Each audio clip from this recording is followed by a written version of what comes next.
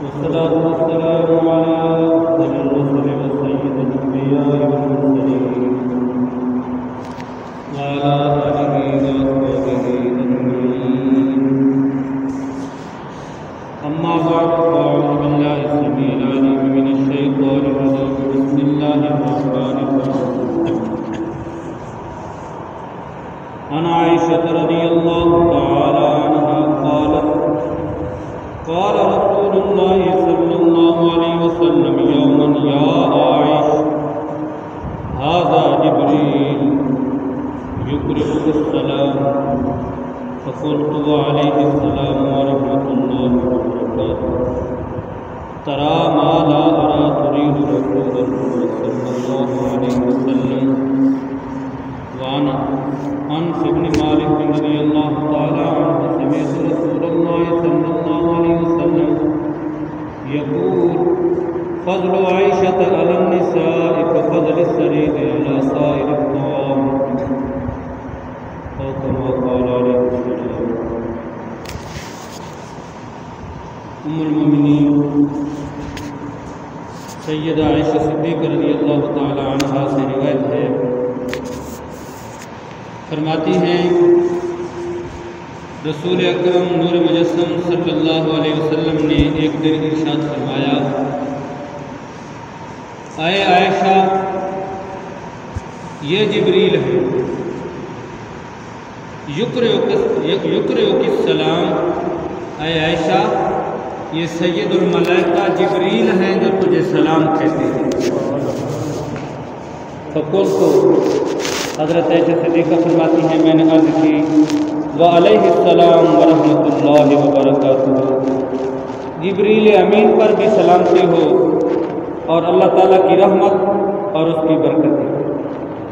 فرماتی ہیں: ترا ما لا ارا ترید رسول اللہ صلی اللہ علیہ وسلم. ام المؤمنین سیدہ عائشہ صدیقہ ارشاد فرماتی ہیں: اے اللہ کے پیارے محبوب صلی اللہ علیہ وسلم، جو آپ دیکھتے ہو میں دیکھ نہیں سکتی. کیا مطلب کہ جبریل امین میرے لیے سلام لے کر رب کی بارگاہ سے میرے لیے سلام لے کر حاضر ہوئے تو آپ نے تو انہیں دیکھ لیا، میں نہیں دیکھ سکی، کیونکہ ہر ایک کی یہ طاقت نہیں بشر کی کہ وہ نور کو دیکھ سکے. نور کو وہی دیکھ سکتے ہیں جس کی نوری آنکھیں ہوں، جو خود نور ہو. تو رسول کائنات صلی اللہ علیہ وسلم نے جناب جبریل کو دیکھا بھی صحیح، اور اللہ کی بارگاہ سے جو سیدہ عائشہ صدیقہ کے لیے سلام لائے تھے وہ سلام بھی جناب جبریل نے حضرت عائشہ صدیقہ کو پیش فرمائے. دوسری روایت جو حضرت انس بن مالک رضی اللہ تعالی عنہ سے ہے، فرماتے ہیں میں نے رسول اللہ صلی اللہ علیہ وسلم سے سنا، آپ نے ارشاد فرمایا کہ ساری کائنات کی عورتوں پر عائشہ کو یہ فضیلت حاصل ہے جس طرح سرید کو باقی سارے طعاموں پر، کھانوں پر سرید کو فضیلت حاصل ہوتی ہے، عائشہ کو ساری عورتوں پر وہ فضیلت حاصل ہے. ان دو احادیث طیبہ میں ام المؤمنین حضرت عائشہ صدیقہ رضی اللہ تعالی عنہا کے فضائل و مناقب بیان فرمائے گئے. ہمارا عقیدہ اور ایمان ہے کہ نبی کریم علیہ السلام کی حرم محترم میں آنے والی جملہ پاک بیویاں اللہ رب العزت نے انہیں بے مثال مرتبے عطا فرمائے، اور قرآن مجید نے ان کی یہ شان بیان فرمائی: یا نساء النبی لستن کاحد من النساء. اے میرے پاک محبوب کی بیویوں، اے میرے پاک محبوب کی ازواج مطہرات، تم کائنات کی دوسری عورتوں جیسی نہیں ہو. یعنی اللہ رب العزت نے نبی پاک کے حرم پاک میں آ جانے کی وجہ سے جو مقام تمہیں بخشا ہے کائنات کی کسی دوسری عورت کو نہیں بخشا. ساری عظمتوں کی مالک ہیں اور وراء الورا شان ہے. نبی پاک صلی اللہ علیہ وسلم کے حرم پاک میں آنے والی ہر زوجہ محترمہ ہم ان کو سلام عقیدت پیش کرتے ہیں، لیکن سیدہ ام المومنین عائشہ صدیقہ رضی اللہ تعالی عنہا کی شان بہت نرالی ہے۔ آپ کی عمر صرف 6 سال تھی کہ نبی پاک صلی اللہ علیہ وسلم کے عقد پاک میں آ گئی، اور صرف 9 سال کی عمر میں رسول اللہ صلی اللہ علیہ وسلم کی صحبت میسر آئی اور آپ کے حرم پاک میں داخل ہوئی، اور ام المومنین ہونے کا اعزاز انہیں نصیب ہوا۔ اور 9 سال کی عمر کے بعد سے لے کر رسول اللہ صلی اللہ علیہ وسلم کی وصال مبارک تک آپ نے 9 سال کا عرصہ رسول اللہ صلی اللہ علیہ وسلم کے ساتھ گزارا، اور نبی کریم علیہ السلام کی 9 سالہ رفاقت، طویل رفاقت آپ کو نصیب ہوئی۔ آپ رسول اللہ کی جلوتوں کی بھی ساتھی تھی، خلوتوں کی بھی ساتھی تھی، اور آپ کو یہ اعزاز حاصل ہے۔ آپ فخر سے فرمایا کرتی تھی کہ جب رسول اللہ صلی اللہ علیہ وسلم میرے حجرہ پاک میں ہوتے تھے، میرے بستر پر رسول اللہ تشریف فرما ہوتے تھے تو جبریل امین وحی لایا کرتے تھے۔